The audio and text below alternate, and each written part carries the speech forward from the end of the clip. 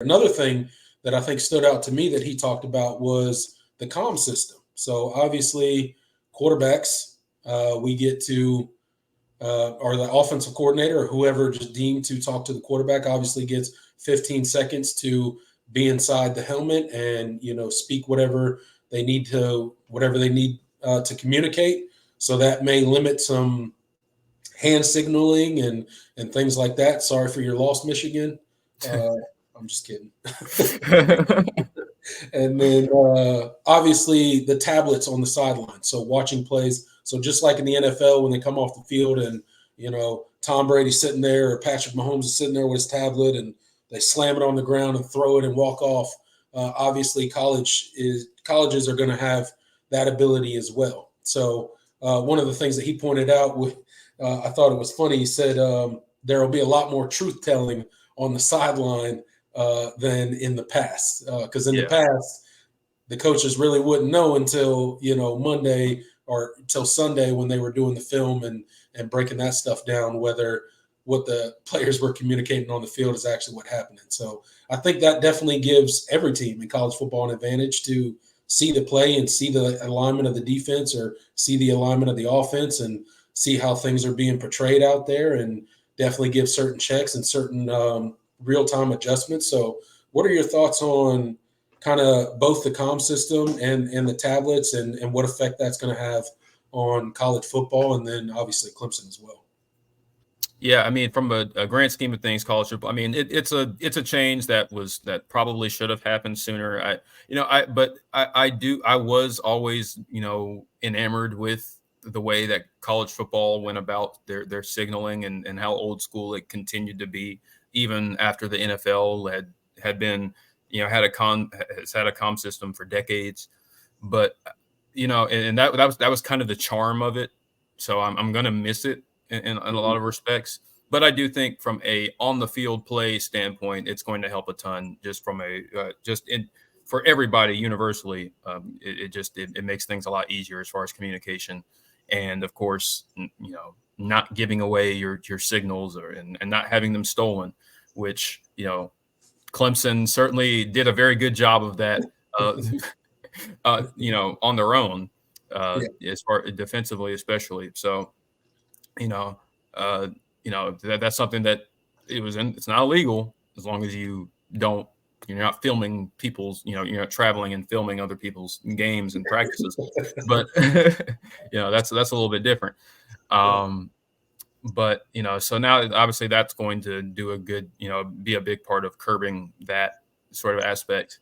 But I think one thing that wasn't really talked about, but I think is worth mentioning, and especially from the Clemson perspective, Garrett Riley was talking about how it is going to make things easier, with his communication with Cade, but not just from a play call and what he's seeing out there, but him being like calming him and from a mental aspect, being able to be in his ear and kind of talk him through things.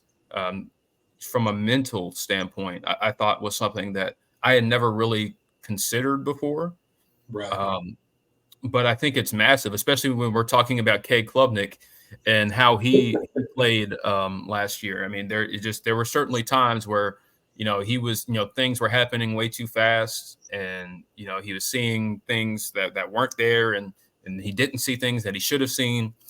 And so I think having Garrett, having a more direct, line to his quarterback coach and offensive coordinator is going to be huge for, kind of his development and, kind of how he'll play from a play-to-play standpoint. So I thought that was something that I think was really, really insightful. And I think it is something to watch for because, Cade, when he's calm and he's not overthinking and not seeing, not doing too much, we saw the flashes of what he could be. I see people compare him. I saw, I think it was it Barrett Sally or no, who was it? Oh man, I think, it might've been Greg. It might've been Greg McElroy. I can't remember that compared Cade to Bo Nix as far as like his career, the career trajectory. You Mm. know, at the when Bo Nix first became a starter at Auburn, he played very similarly to how Cade did, very erratic. Would make some wow plays, but turned the ball over a ton. Wasn't the best decision maker. And after his first year as a starter, there weren't many people talking. And Dabo mentioned, had talked about Bo Nix as well. Now that I think about it, not a lot of people were writing good things about Bo Nix after his first year starting. But obviously, as he got older, and of course he transferred, but at Oregon he was a much more seasoned player, and he looked very different than what he did as a true freshman. And I think that career trajectory for Cade, hopefully it doesn't take hopefully it's not 5 years, Right. but hopefully he has a similar progression. Mm-hmm.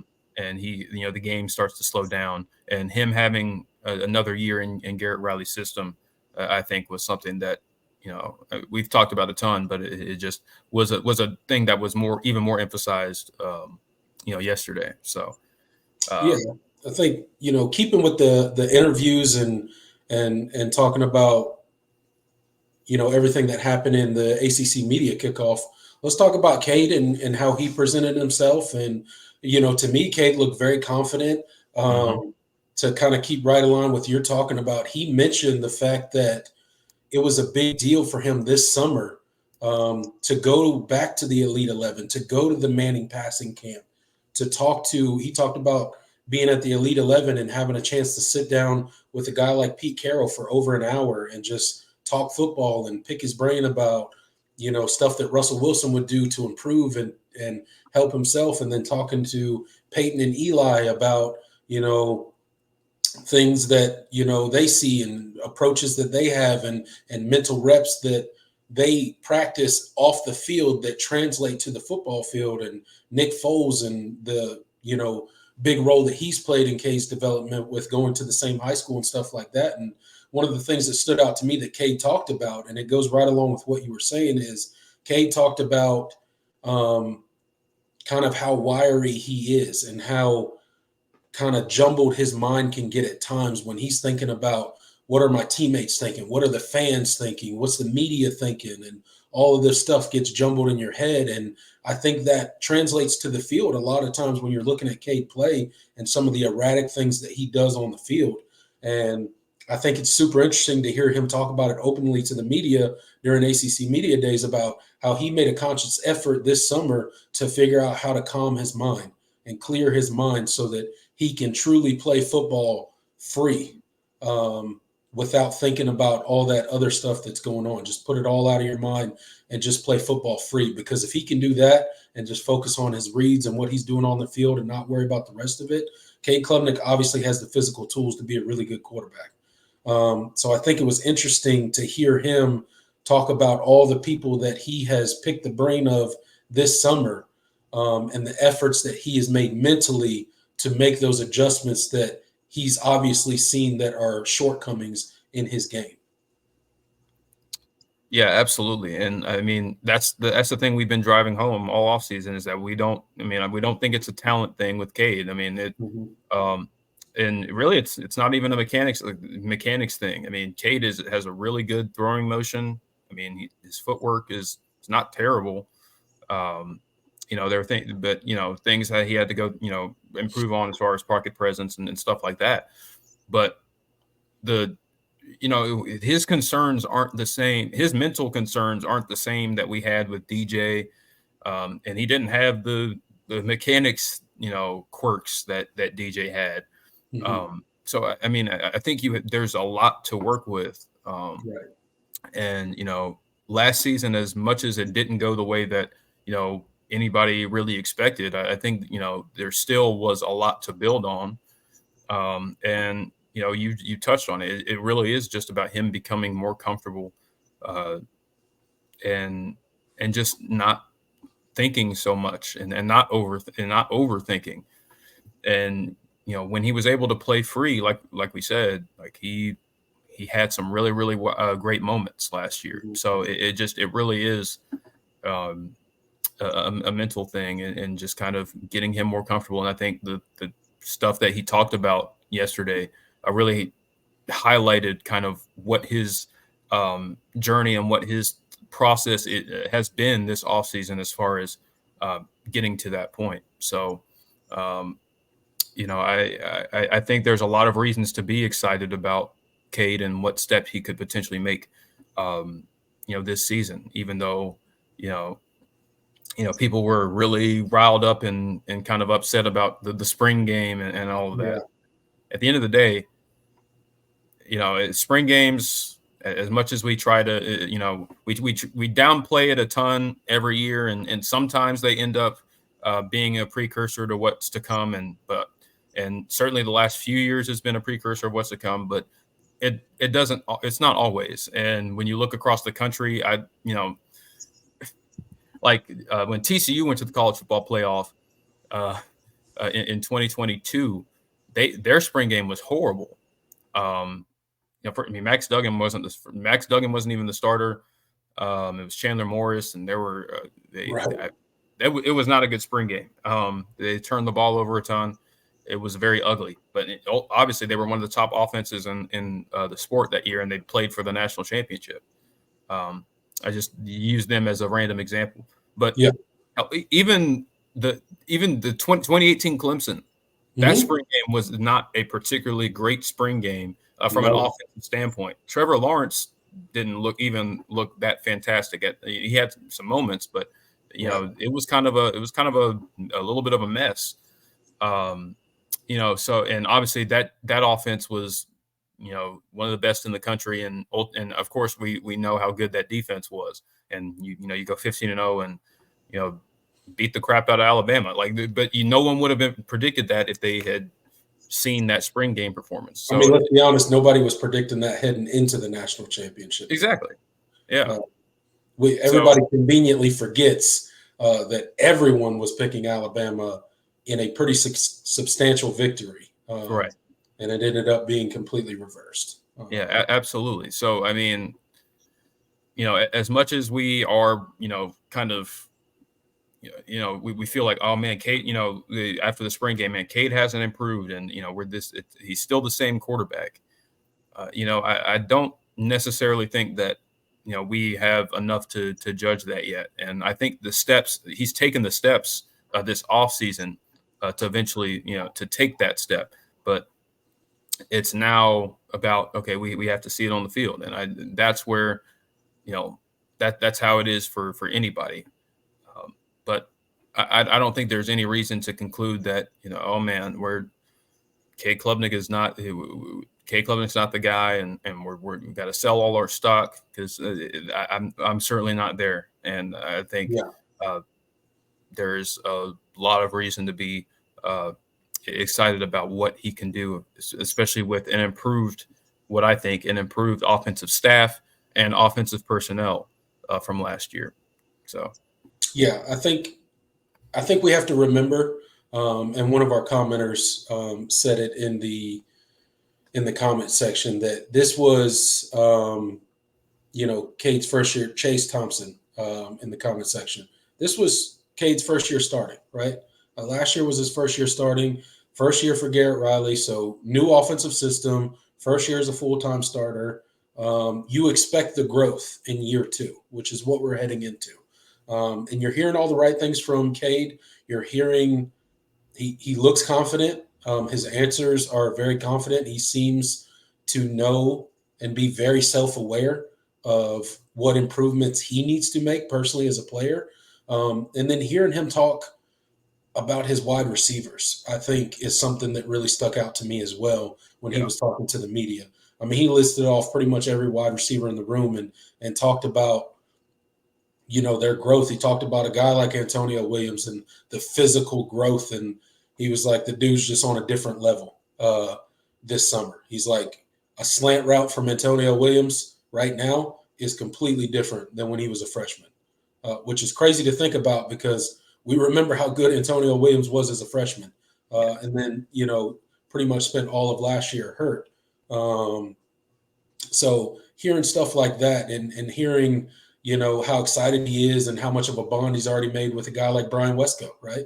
And how excited he is to see him get on the field and produce for Clemson. And, Troy Stellato and Cole Turner and Adam Randall, and he listed off all of these guys. And you can tell, at least to me, it felt like he was comfortable, much more comfortable heading into this season than any other season before, just because of the sheer number of quality wide receivers that they currently have that are healthy, which is not something we could say a year ago or even the year before that with DJ.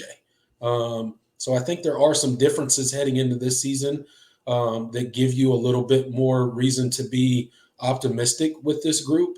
Again, we got to see it on the field, but I think you're hearing the right things. Obviously, fall camp's going to be a big thing for those wide receivers to work out their pecking order. Who's going to run out there first? Who's going to get the bulk of the snaps?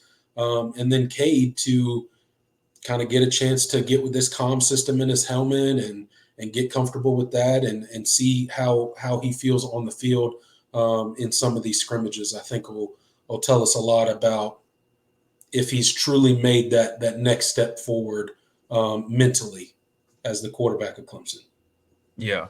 And when he talked about his receivers, it brought me back to something that my guy Dustin Black over at Clemson Sports Media. Y'all give him a follow on Twitter. Really, really great follow if you're a Clemson football fan. He drops a lot of insightful statistics and thoughts on the program. But he said something that really stuck with me. The fact that basically no one from this receiver room left is really, really intriguing and telling about kind of the belief internally about Cade. Because I think, as much as things didn't go, their way last year offensively, we were going into, this offseason thinking, man, there's a backlog of receivers on this team. They weren't like over the limit or anything, right. But there is a lot of guys in this room and not enough snaps to go around. I really don't see how we don't lose at least a 2 or 3, to the transfer portal, and you lost 1. And Bo Collins, I think, is a little bit of a special case there. So like it really is telling kind of what the belief is internally. And you didn't lose, and you lost 1 tight end too, Sage Ennis. So you didn't lose anybody that you were expecting. You were really expecting to rely on heavily, especially in the second transfer portal window. Mm-hmm. And I thought that was really telling, because after the spring, their guys will start to learn their place on the depth chart, and right. That's when you really find out how guys feel. Some guys feel, mm-hmm. They go look for greener pastures, but that didn't happen. And I thought that in Dustin, he said the fact that didn't happen really is instructive about kind of what they think about Cade internally. Yeah, because a guy like Troy Stellato could have left a long time ago. For sure. And just as an example. So I really do think there is a lot of reason and a lot of belief internally in Cade. And I think that's, of course, what you want. And, it's also probably instructive about maybe how things are going. As far as the practices are concerned, because we've only ever seen the spring game, right? We're not there in practice every day to see what plays are being made, how the offense looks, how Cade has grown completely, and we'll certainly get more insight as fall camp starts to get underway. But man, I think we've talked about ad nauseum about how excited we are about this receiver room and the talent that I think this group has, and the fact that none of them left to go maybe play in a more proven offense, tells you that they think that they have a chance to be really, really special this year. I don't want to say special, but really, really good this year. Yeah. So yeah, absolutely.